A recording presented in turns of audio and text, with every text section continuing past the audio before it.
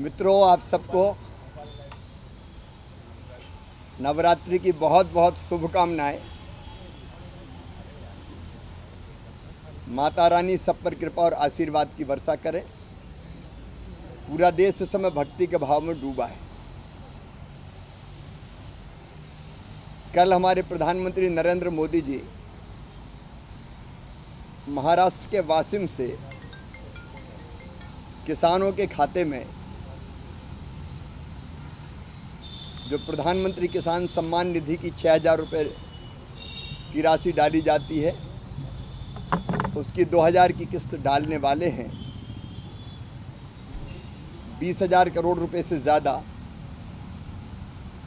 कल किसानों के खाते में महाराष्ट्र के वाशिम से पूरे देश के किसानों के खाते में डाले जाएंगे।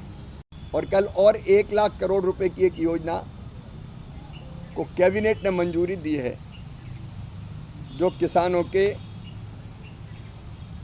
हित में है और हमारे खाद्य सुरक्षा को भी सुरक्षित करेगी। हमने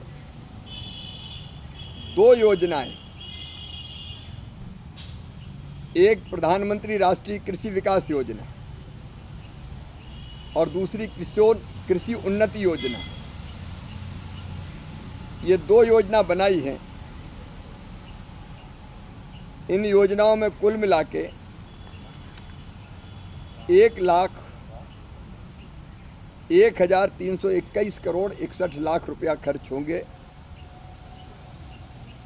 इन योजनाओं में मृदा स्वास्थ्य प्रबंधन, वर्षा आधारित क्षेत्र का विकास, कृषि वानिकी,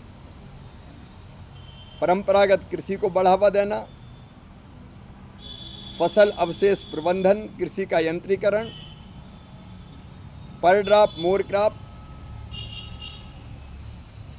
क्रॉप डाइवर्सिफिकेशन, फसल विविधीकरण, कृषि के स्टार्टअप्स के लिए निधि, ये सब चीज़ें प्रधानमंत्री राष्ट्रीय कृषि विकास योजना के अंतर्गत। और कृषि उन्नति योजना में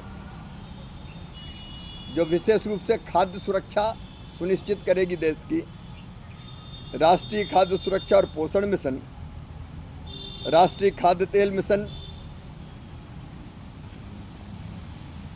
अभी एक मैंने जो जिक्र किया राष्ट्रीय खाद्य तेल मिशन तिलहन, वो भी इसी में आएगा।